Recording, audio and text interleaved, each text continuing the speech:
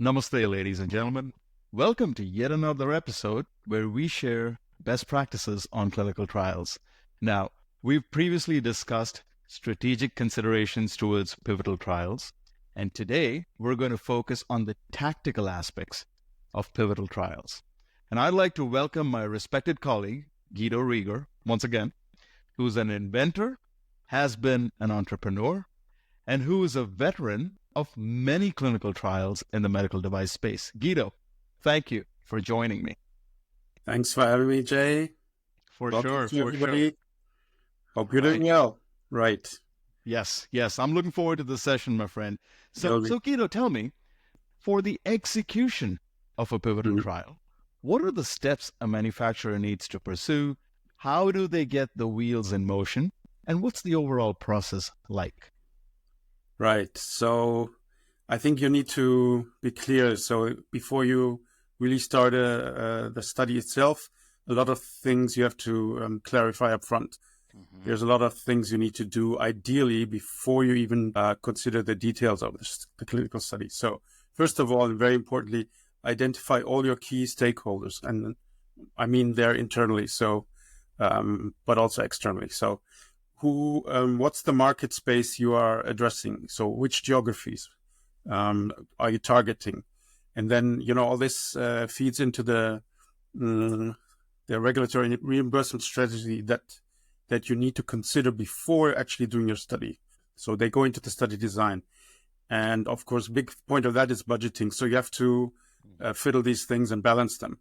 You need to discuss with all the key stakeholders what you are aiming to do in the study. So what are the endpoints of the study and what is the scope? And especially you should also not forget to involve your marketing and business development departments, because they also need to formulate, the benefit claims and be aware of what you're doing. And maybe they'll have feedback for you that should go into your study design. So once you've got that sorted and it'll be back and forth, well, then you come to the actual study execution as we in clinical space see it. So that's mainly define the study protocol, first of all. Then you need to do all the other documents. So you need to figure out what additional information you need. You need an investigational brochure, for example. So inform everybody of what your product is, what the components are, what the materials are. You need to define your informed consent form for the patients, because they have to, of course, also be informed. You need to do and plan all your submissions, so regulatory submissions, the FDA, European competent authorities.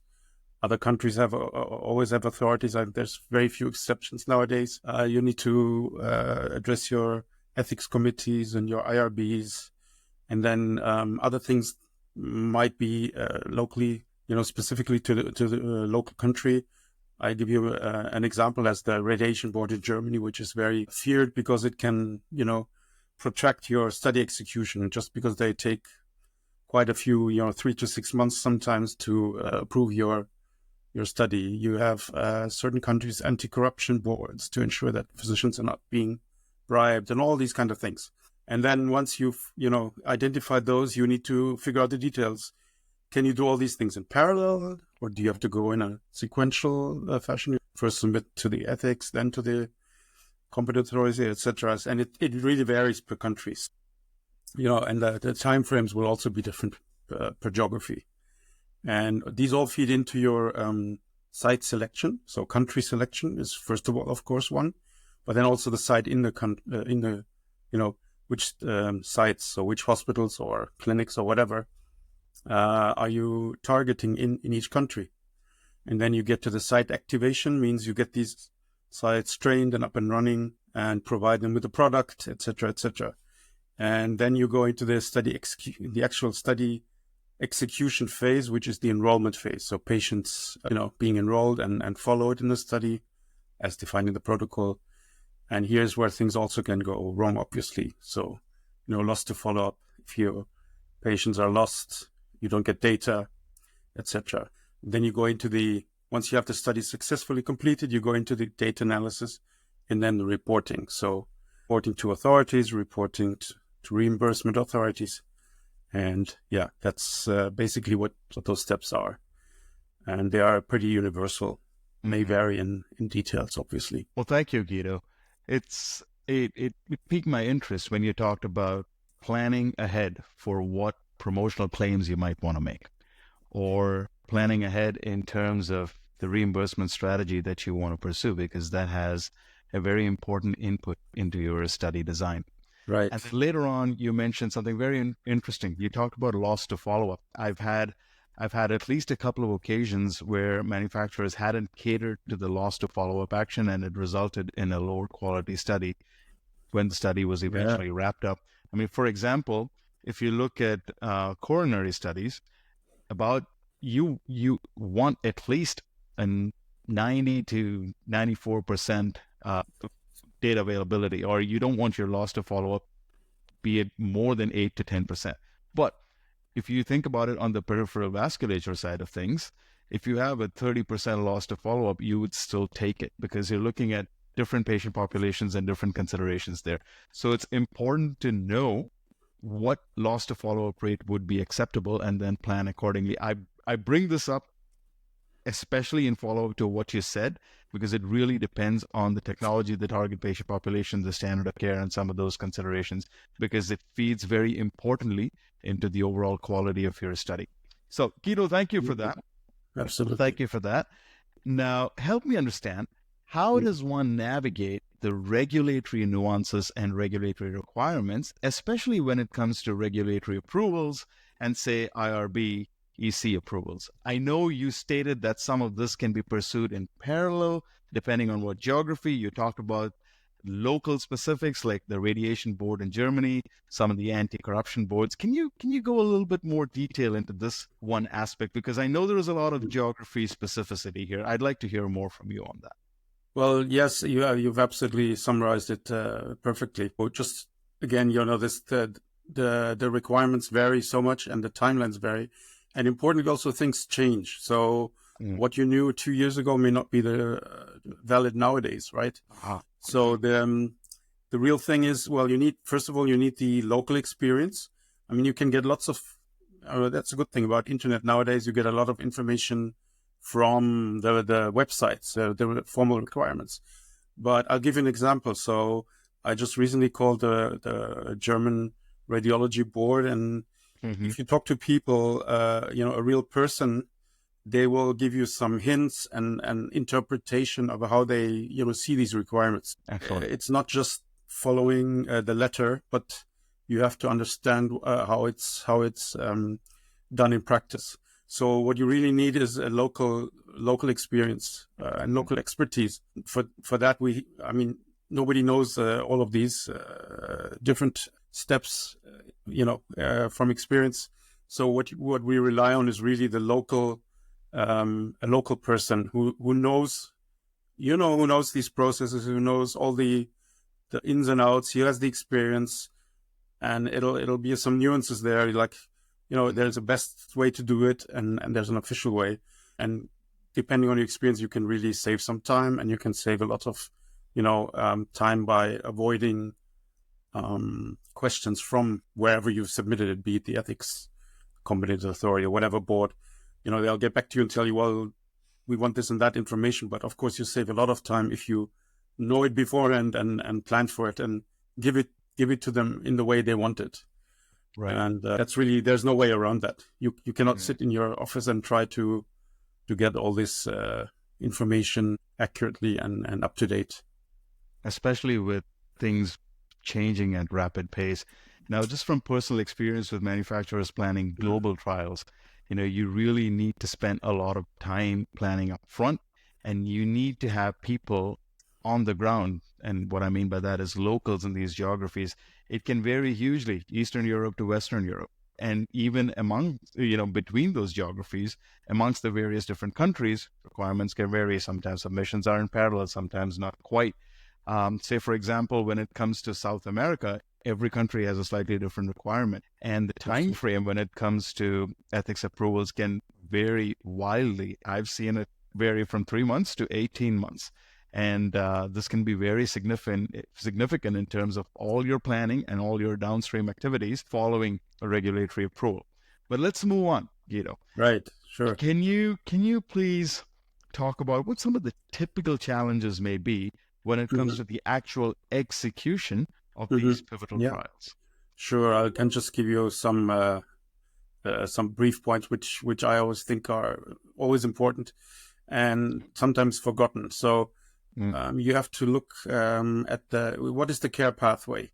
If you're doing a study, you need access to patients. Your investigator needs access to these patients. He will say, I can find them. I have these, but are you sure? And the care pathway is quite different in different countries.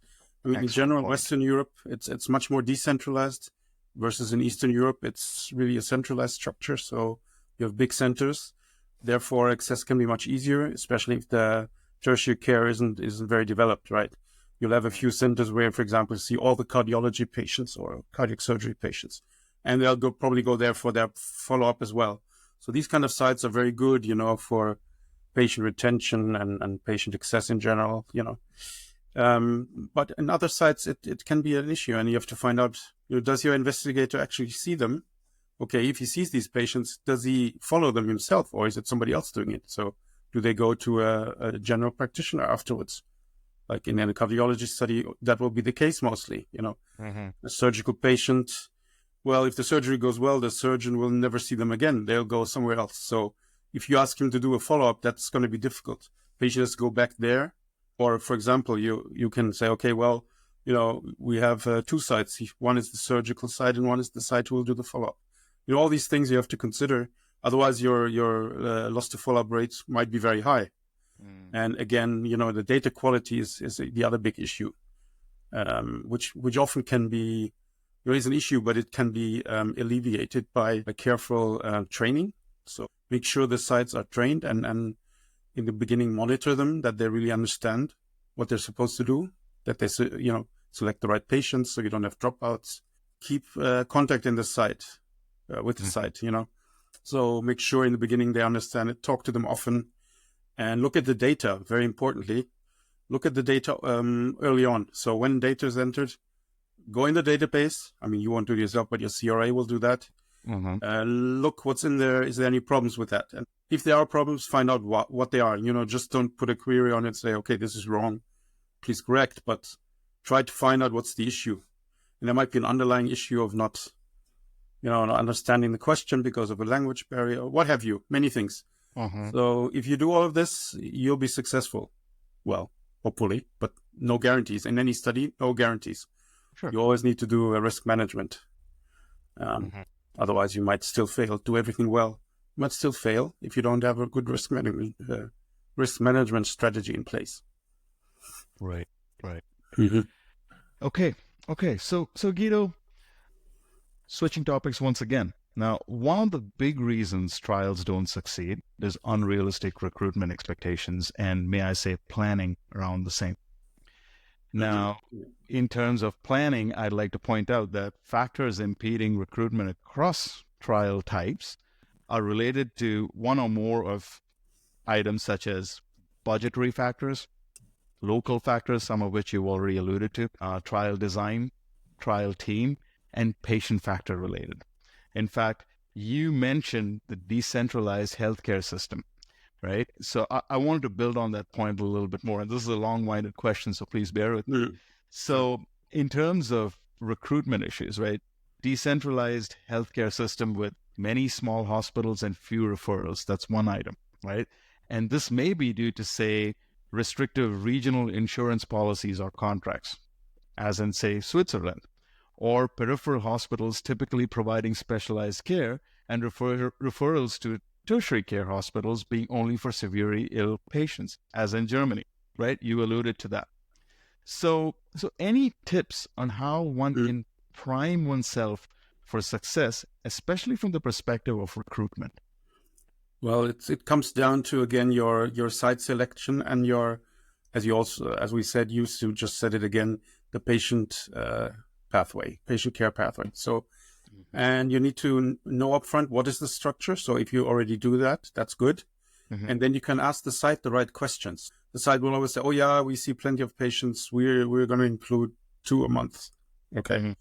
So you should ask them, okay, where do the patients come from? Who sees, Do they come by themselves? Do they just go to your emergency ward? Who sees them? What's the pathway inside the hospital is also an important one, because if the patient comes to emergency care and nobody there knows there's a study on a certain indication or a certain device or whatever, well, they'll never tell anybody of the investigators team, here's a patient who could be in your study. It's as simple as that. But then, of course, you can also ask them, well, what are their referral networks? And very often they have these centers have established referral networks. They'll say, yeah, I have so many sites or practices, physician GPs who will refer patients to me. So then you might, for example, create like an advertisement or a little sheet and inform these GPs, this is what the study's about. And if you're smart, and sometimes hospitals actually ask for support with that, they will ask for an investigator meeting just for their referral sites to be informed. They'll all call them and say, this is what we need to do, and here's your benefit, here's our benefit, and these things. In general, I think very often, and that's of course a budget constraint, each site you include in the study will cost you. But again, you should not rely on too few sites to get the data you have. So there's one way, of course, if you do a proper risk management, you'll have backup sites. And once you see something goes wrong, you'll activate those backup sites, and your total cost won't be that much greater. There's always even some very basic things. I've seen that in a study I did a few years ago. Device availability was an issue because it was a new device, and everybody was saying, why is there enrollments? And it turns out there were no devices delivered because they were not being produced. So very simple thing, but yeah, it can be a hiccup. Make sure all your internal communication is up to date and everybody knows what's expected, and that you're aware if there's any technical problems, which happen quite often. And then another thing, it could be also a big issue is, design changes being made, and then you have maybe the issue of not being able to analyze the data in a uniform manner. So you have to be careful about these things. If somebody updates the hardware or firmware, and you're doing a study with the early version, you might have difficulty because you don't have data which is equivalent for different iterations of the same device, for example. Drugs, of course, it's less of an issue, but I'm pretty much into devices, so it's an additional challenge you face. I love the experience and the expertise shining through, Guido. That's great. Okay. Well, you alluded to site selection as part of, the whole recruitment conundrum, may I say. So when it comes to site selection or vendor coordination for that matter, where could one go wrong with these two items, specifically site selection and vendor coordination? Yeah, well, of course you can go wrong at every step. But let's say if you have a good site and it seems all appropriate, they have access to patients and everything, but you might still find that there's maybe your PI is very enthusiastic, but of course maybe he doesn't see the patients, and we would call it uncooperative sites where the communication internally isn't up to par, and the PI can say, well, all he wants, but his staff may not be able to implement that. Maybe they have a shortage of staff. All these things. So, that can happen. Importantly, let's say the PI moves away, and his successor doesn't believe or is not interested in the study you are doing, or he just wants to do his own. Some of these guys are very narcissistic. He says, "Nah, but whatever somebody else did is not good, or it doesn't interest me. I want to do my own stuff." All these things will impact you. And then, of course, even if a site is everything's going right, they might have made wrong assumptions actually let's say in the number of patients they see or the number of patients that are actually eligible for the study. These things do happen, and you will always run into some of these issues, but you should always try to upfront, consider what could go wrong and have a plan B. So your risk management plan in place. And the other thing is, what happens very often, sites lose interest after a while. So you always find this kind of bell shape, the typical distribution curves, also for enrollments. That means, what it means is that after a certain time, the site will lose interest and really enroll patients that much. Maybe they have a new study which is more interesting to them.